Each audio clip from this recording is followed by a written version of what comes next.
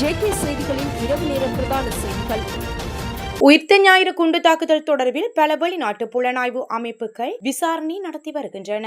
FBI, Australia federal police மற்றும் Scotland yard ஆகியவை நடத்திய விசாரணைகள் இவை அனைத்துக்கும் மத்தியில் மிக முக்கியமானதாகும். இவர்கள் 2 விசாரணைகளை நடத்தியுள்ளதுடன் அவற்றில் ஒன்று டிஜிட்டல் சான்றுகள் பகுப்பாய்வு ஆகும். இரண்டாவது இந்த தாக்குதலுக்கு பயன்படுத்தப்பட்ட வெடிப்பொருட்கள் தொடர்பான விசாரணை ஆகும். ஈஸ்டர் ஞாயிறு தாக்குதல் தொடர்பான அறிக்கைகளை வரவழைத்து ஜனாதிபதியை பரிசீலிக்குமாறு சட்டத்தரணி சஞ்சீவ வீரவிக்ரம தெரிவித்துள்ளார். சலைக்கு நீதி என்ற தொனிப்பொருளில் நடைபெற்ற கலந்துரையாடலில் சுரேஷ் சாலி தடுத்து வைத்திருக்கும் முறைமை தொடர்பில் ஊடகங்களுக்கும் விளக்கம் அளிக்கும் போதே அவர் மேற்கண்டவாறு குறிப்பிட்டுள்ளார். அவர் மேலும் தெரிவிக்கையில், அனைத்து டிஜிட்டல் பயன்பாடுகள் தொடர்பான விசாரணையை ஆஸ்திரேலியா பெடரல் போலீஸ் துறையும் அமெரிக்காவின் FBI தெளிவாக கூறியுள்ளது என்னவென்றால், இது இலங்கையில் தயாரிப்பது பயன்படுத்தப்பட்டவை அல்ல.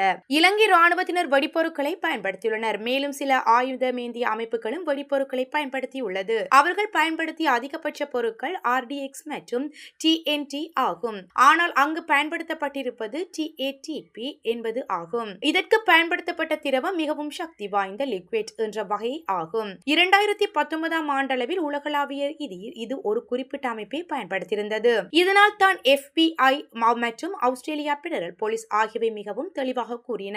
இந்த தாக்குதல் குறித்த அமைப்புடன் தொடர்புடையது என்றும் அவர்களிடமிருந்து தகவல்களை அறிவையும் பெற்று இங்குள்ள ஒரு அமைப்பால் செய்யப்பட்டது என்றும் இந்த அமைப்பு தான் தௌஹீத் ஜமாஅத் தலைவர் வழிநடத்திய அமைப்பாகும். இந்த கருத்தை புறக்கணித்துவிட்டு நீதிமன்ற விடயங்களில் தலையிடவோ தடுப்பு காவல் உத்தரவு பிறப்பிக்கவோ அல்லது ராணுவ அதிகாரிகளுக்கு எதிராக நடவடிக்கை எடுக்கவோ முடியாது. தயவு செய்து அந்த அறிக்கையை வரவழைத்து பாருங்கள். அமெரிக்கா நீதிமன்றத்தில் ராஜ் பெடல் சமர்ப்பித்த சாட்சியங்கள் மற்றும் சாட்சிய பகுப்பாய்வுகளை பாருங்கள். அப்போது உங்களுக்கு அந்த முழு கதையும் புரியும் என்று குறிப்பிட்டுள்ளது. மாத்தறை ஃப்ரெலன்சி பகுதியில் உள்ள 1.5 ஏக்கர் தென்னந்தோட்டத்தில் அரைவாசி கட்டப்பட்டு கைவிடப்பட்டுள்ள கட்டடம் ஒன்று சட்டவிரோத செயல்களில் ஈடுபடும் நபர்களின் கூடாரமாக மாறியுள்ளதாக தகவல்கள் வெளியாகியுள்ளது. அந்த கட்டடம் முன்னாள் அமைச்சர் பசில் ராஜபக்சவின் முறையற்ற விதத்தில் ஈட்டப்பட்ட பணத்தை பயன்படுத்தி கொள்வனவு செய்ததாகவும் சந்தேகிக்கப்படுகின்றது. இந்த காணியை கொள்வனவு செய்தது தொடர்பாக தாக்கல் செய்யப்பட்ட வழக்கு மாத்தறை நீதவான் நீதிமன்றத்திலும் விசாரணையில் உள்ளது. விசாரணையில் இருக்கும் போதே வழக்கறிஞரின் தலைவருடன் இக்கட்டடத்தின் நிர்மாண பணிகள் மேற்கொள்ளப்பட்டதாக அந்த பகுதி மக்கள் தெரிவித்துள்ளனர். குறித்த காணியை கொள்வனவு செய்தது தொடர்பில் மாத்தறை நீதவான் நீதிமன்றத்தில் விசாரிக்கப்படும் வழக்கு பல சந்தர்ப்பங்களில் பசில் ராஜபக்ஷ முன்னிலையாகவும் தவறியுள்ளார். இதன் காரணமாக பசில் ராஜபக்ஷவின் பிணை பணத்தை பறிமுதல் செய்யவும் அவரது பிணைத்தாரர்களிடம் இருந்து பிணை பணத்தை அறவிட்டுக் கொள்ளவும் மாத்தறை பிரதான நீதவான் உத்தரவிட்டுள்ளார். அத்துடன் பசில் ராஜபக்ஷவை கைது செய்து நீதிமன்றத்தின் முன்னிலைப்படுத்துமாறு நீதிமன்றத்தில் பிறப்பிக்கப்பட்ட பிடியாணை எதிர்வரும் அக்டோபர் மாதம் 27ஆம் தேதி வரை நீடிக்கவும் உத்தரவிடப்பட்டுள்ளது.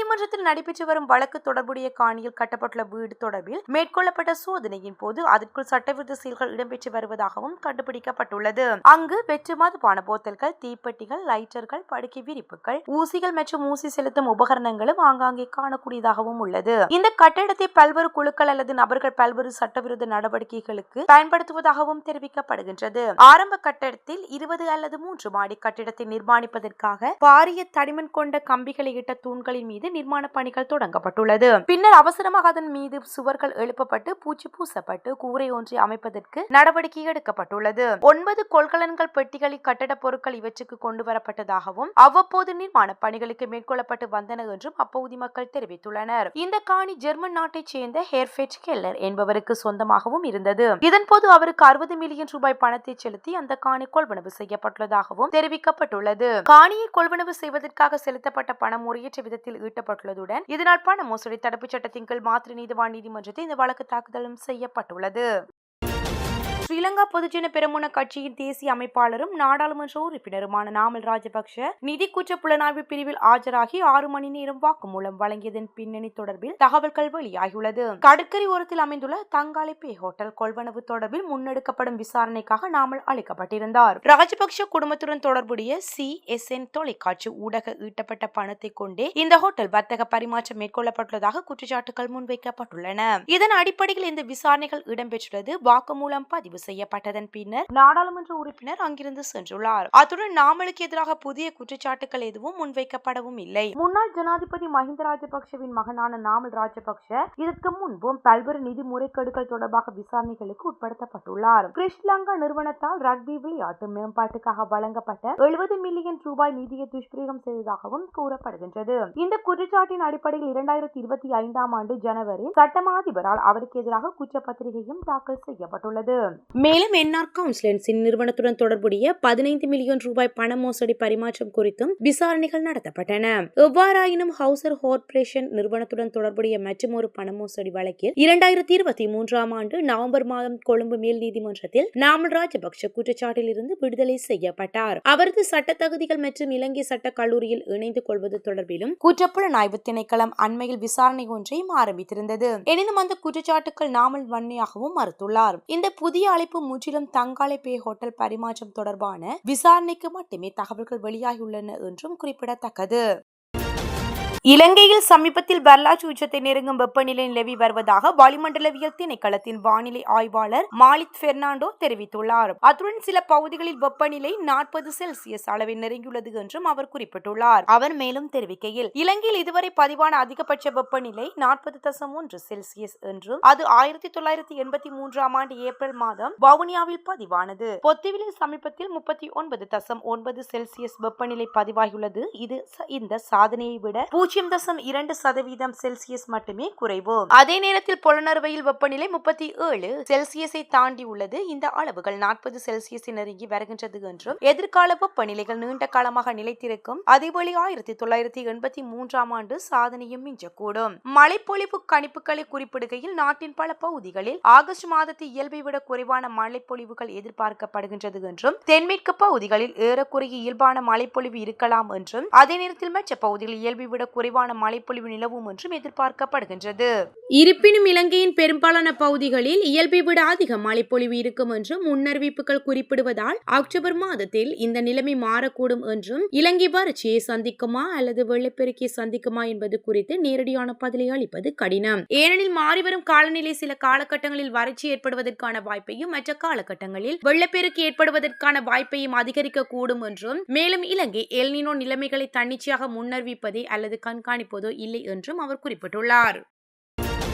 காணாமல் போன நிலையில் சடலமாக மீட்கப்பட்டிருந்த பதுளை போதனா வைத்தியசாலையில் மயக்கவியல் வைத்திய நிபுணரின் மரணம் தொடர்பில் போலீஸ் பல தகவல்களை வெளியிட்டுள்ளனர். சிறப்பு மயக்கவியல் வைத்திய நிபுணரான பிரபாத் தயரத்ன என்பவரை இன்று காலை சடலமாக கண்டெடுக்கப்பட்டுள்ளார். அவர் நேற்று முன்தினம் காலை காணாமல் போனதாக கிடைத்த உடனடி விசாரணையை தொடங்கிய நிலையில் மகியங்கனி வனப்பகுதியில் சுமார் 800 மீட்டர் தொலைவில் பாறையில் நேற்று முன்தினம் சடலமாக மீட்கப்பட்டுள்ளார். இதன்போது சம்பவ இடத்தில் இருந்து 3 வகையான மருந்துகளை மீட்டுள்ளதாக போலீசார் தெரிவித்துள்ளனர். அதன்படி அந்த மாத்திரைகளை உட்கொண்டு மருத்துவர் தற்கொலை செய்து கொண்டிருக்கலாம் என்றும் போலீசார் சந்தேகிக்கின்றனர். மேலும் அவர் நீண்ட காலமாக மன அழுத்தத்துக்கு மருந்து உட்கொண்டு வந்ததாகவும் போலீசார் தெரிவித்துள்ளனர். இந்த சம்பவம் தொடர்பாக மயங்கனி போலீசார் மேலதிக விசாரணைகளை மேற்கொண்டு வருகின்றனர்.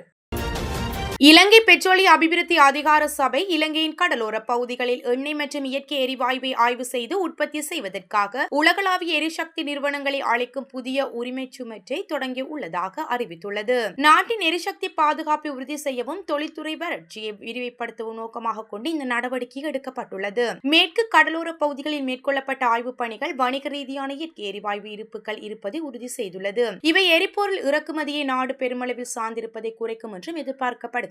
புதிய உரிமை செயல்முறை தொடர்பான மேலதிக விவரங்கள் பெட்ரோலிய அபிவிருத்தி அதிகார சபையால் அதிகாரப்பூர்வமாக அறிவிக்கப்பட உள்ளன. 2021 ஆண்டின் பெட்ரோலிய வளங்கள் சட்டம் எண் 21 கீழ் சட்ட கட்டமைப்பை புதுப்பிக்கும் நடவடிக்கைகளை விரிவுபடுத்த அரசாங்கம் தற்போது நடவடிக்கை எடுத்து வருகின்றது. இலங்கை போக்குவரத்து சபை பேருந்தில் பயணித்த பெண் ஒருவரின் 10 லட்சம் பெறுமதியான தங்கச் சங்கிலியை பேருந்தின் சாரதி மற்றும் நடத்துனர் இருவரும் மீட்டு உரியவரிடம் ஒப்படைத்துள்ளனர். இந்த சம்பவம் நேற்று முன்தினம் இடம்பெற்றுள்ளதாக தெரிவிக்கப்பட்டுள்ளது. குறித்த தினத்தன்று பருத்தித்துறை சாலையில் இருந்து வட்டுக்கோட்டை வரை செல்லும் 767 வழித்தட இலங்கை போக்குவரத்து சபையின் மதிய சேவையின் போது பயணித்த பெண் வட்டுக்கோட்டையில் மரண சடங்கு ஒன்றுக்கு சென்றுவிட்டு இன்னொரு உறவினர் வீட்டுக்கு சென்றுள்ளார். அங்கு சென்ற பின்னர் அவரது கழுத்தில் இருந்த 2.5 பவுண்ட் தங்கச் சங்கிலி இல்லாததை உணர்ந்திருந்தார். அதன் பின்னர் அவரது வழிநடிகிலும் சென்று பார்த்தபோது சங்கிலியை கண்டுபிடிக்க முடியவில்லை. இனி சங்கிலி கிடைக்காது என்ற கவலையோடு மீண்டும் வட்டுக்கோட்டையில் இருந்து பருத்தித்துறை நோக்கி செல்வதற்கான மீண்டும் அதே பேருந்தில் ஏறியுள்ளார். இதன்போது கழுத்தில் அணிந்திருந்த தங்கச் சங்கிலியை காணவில்லை என்று தெரியப்படுத்திய வேளை அவர்கள் நீங்கள் அமர்ந்திருந்த ஆசனத்தில் இந்த சங்கிலி இருந்தது என்று ஒப்படைத்துள்ளனர். அதன் பின்னர் பருத்தித்துறை டிப்போவுக்கு சென்று பேருந்தை சுத்தம் செய்த பொழுது சங்கிலியின் எஸ் வடிவிலான இணைப்பு பகுதி கண்டெடுக்கப்பட்டுள்ளது. இதனைத் தொடர்ந்து அதனையும் குறித்த பெண்ணிடம் ஒப்படைத்துள்ளனர். இவ்வாறு தாம் கண்டெடுத்த 10 லட்சம் ரூபாய் பெறுமதியான தங்கையினை கண்டெடுத்து உரியவர்களிடம் சேர்த்த பருத்தித்துறை டிப்போவை சேர்ந்த சாரதி மனோகரன், சாயந்தன் மற்றும் நடத்துனர் ராசநாயகம் பிரின்சிஸ் ராஜா இருவரும் அப்பகுதி மக்களினால் பாராட்டியுள்ளனர். 16 வயதுக்குட்பட்ட சிறுவர்கள் சமூக ஊடகங்களை பயன்படுத்துவதை தடை செய்வதற்கான சட்டமூலம் ஒன்றை நியூசிலாந்து நாடாளுமன்றத்தில் தாக்கல் செய்ய உள்ளதாக அந்நாட்டு பிரதமர் கிறிஸ்டோபர் லக்சன் தெரிவித்துள்ளார். குறித்த விடயத்தை அவர் நேற்று வெளியிட்டுள்ளார். மேலும் இச்சட்டத்தை மீறும் சமூக ஊடக நிறுவனங்களுக்கு அவற்றின் உலகளாவிய வருவாயில் 10% வரையிலான அபராதம் விதிக்கவும் அச்சட்டத்தின் மூலம் முன்மொழியப்பட்டுள்ளது. இந்த புதிய சட்டத்தின்படி சமூக ஊடக நிறுவனங்கள் பயனர்களின் வயதை உறுதிப்படுத்துவதற்காக ஏற்கனவே உள்ள கணக்கு தகவல்கள், முக அடையாள தொழில்நுட்பம் மற்றும் டிஜிட்டல் அடையாள ஆவணங்கள் உள்ளிட்ட முறைகளை பயன்படுத்த வேண்டியிருக்கும். எனினும் இந்த சட்டம் மூலம் நாடாளுமன்றத்தில் நிறைவேற்றப்படுவதற்கு தேவையான ஆதரவை பெறுமா என்பது கேள்விக்குறியாகி உள்ளது. லக்சனின் கூட்டணி கட்சிகளில் ஒன்றான நியூசிலாந்து ஃபர்ஸ்ட் கட்சி இந்த முன்மொழிவுக்கு ஆதரவளிக்கப் போவதில்லை என்றும் தெரிவித்துள்ளது.